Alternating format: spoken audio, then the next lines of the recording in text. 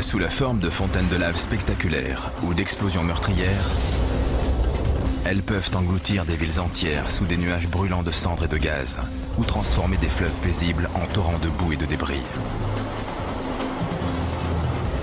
Les scientifiques s'efforcent de comprendre ces bombes à retardement imprévisibles. Nous avons été pris au dépourvu par ce qui s'est révélé un événement sans précédent. Nous allons parcourir la planète pour étudier certaines des éruptions les plus marquantes de notre époque.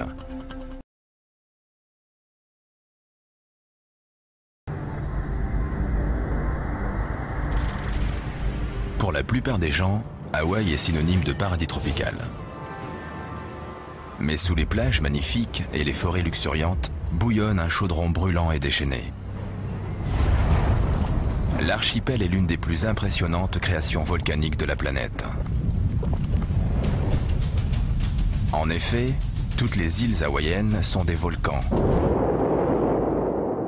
Février 1983. Le Kilauea, sur la grande île d'Hawaï, projette une fontaine de lave à 80 mètres dans les airs. Comme le magma est fluide et peu gazeux, l'éruption n'est pas explosive, mais elle n'en est pas moins dangereuse. Durant 7 années, le flot de lave se déverse. Sa progression est assez lente pour que la population puisse y échapper, mais rien ne peut l'arrêter. En février 1990, il atteint le village de pêcheurs de Kalapana, où des centaines d'habitants sont évacués. Ça a été quelque chose d'horrible à regarder parce que la lave a grignoté progressivement tout le village. Chaque semaine, un nouveau pâté de maison avait disparu. Les gens ont le temps de plier bagages et même, dans certains cas, de déplacer toute leur maison. La plupart ne peuvent qu'assister impuissants à la destruction de leur passé. On est parti dans l'après-midi et 2 jours plus tard, notre maison a été engloutie par les flammes. On a vu la lave entrer dans notre jardin. En décembre, le village est rayé de la carte, enseveli sous plus de 15 mètres de lave solidifiée. Derrière moi se trouve le versant est, là où était Kalapana. En 1990, il y avait environ 150 maisons là-bas. Aujourd'hui, elles sont sous l'équivalent de 5 étages de lave. La lave qui a détruit Kalapana poursuit sa route et se jette dans la mer de manière spectaculaire. Quand la lave pénètre dans l'océan, cela crée l'un des plus beaux paysages du champ de lave, mais c'est aussi l'un des plus dangereux. Sous la lave qui durcit, le sable meuble peut s'effondrer brutalement. D'un seul coup, toute la lave qui était en surface se fend. L'océan s'engouffre dans la brèche, ce qui provoque d'immenses explosions et envoie des panaches de matériaux dans les airs. Ça fait l'équivalent de plusieurs terrains de football et des fragments de roche de la taille d'un ballon sont projetés dans tous les sens. Ce déchaînement n'est qu'un aperçu de ce qui s'est passé à l'époque de la préhistoire, quand des volcans ont créé les premières îles hawaïennes. C'est un processus toujours en cours aujourd'hui.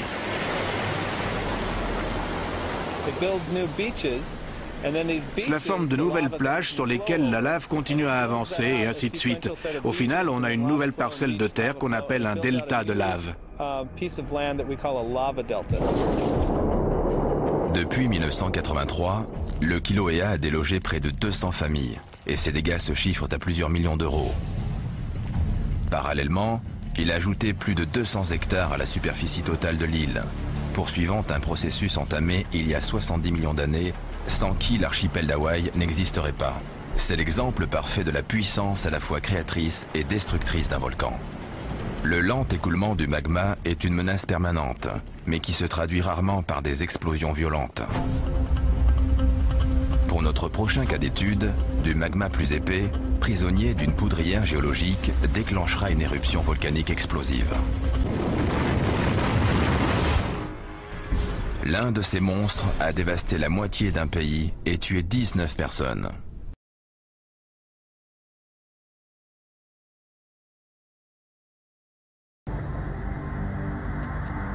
Montserrat, dans les Petites Antilles, est une île paisible et luxuriante. Mais en 1995, le volcan de Soufrière Hills, endormi depuis près de 4 siècles, se réveille pour de bon. Au cours des 2 années suivantes, de multiples éruptions projettent de la cendre à des dizaines de mètres dans les airs. Plymouth, la capitale, est évacuée à 2 reprises. À chaque fois, les habitants reviennent, espérant que la colère du volcan est apaisée.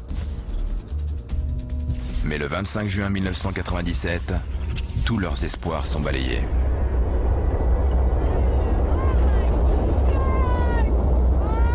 À 13 h, un gigantesque nuage de cendres s'élève dans le ciel, sur pratiquement 10 km. Dans la demi-heure qui suit, un mélange de cendres et de roches, chauffé à près de 800 degrés, dévale le flanc du volcan à plus de 100 km/h. Ces déferlements meurtriers sont appelés coulées pyroclastiques. La puissance de ce cocktail meurtrier, fait de gaz, de cendres et de roches, détruit tout sur son passage. Sans pouvoir rien faire, Roy voit des villages entiers réduits à néant. Il est parvenu à échapper à la coulée, mais il n'est pas encore hors de danger. J'ai eu la peur de ma vie. J'ai bien cru que ma dernière heure était arrivée. Il faisait tellement noir qu'on ne voyait pas ses mains si on les mettait devant son visage. De la cendre chaude tombait du ciel. J'étais terrifié, paralysé. Je ne voyais rien, j'avais du mal à respirer. Je me suis dit que j'allais mourir. J'espérais quand même m'en tirer, et c'est ce qui s'est passé. Finalement, Roy est évacué par hélicoptère. Mais tout le monde n'a pas cette chance.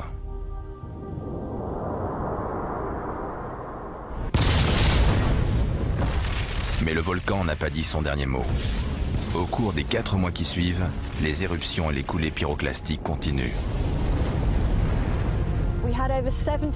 Nous avons eu plus de 70 explosions en un mois, et jusqu'à 4 par jour. Chacune provoquait un champignon de cendres qui montait très haut dans le ciel, au-dessus du volcan. Chaque explosion a donné naissance à des coulées pyroclastiques qui se sont propagées dans toutes les directions autour du volcan. Derrière moi, vous voyez la trace de l'une d'elles. Elle a traversé cette montagne et calciné toute la végétation.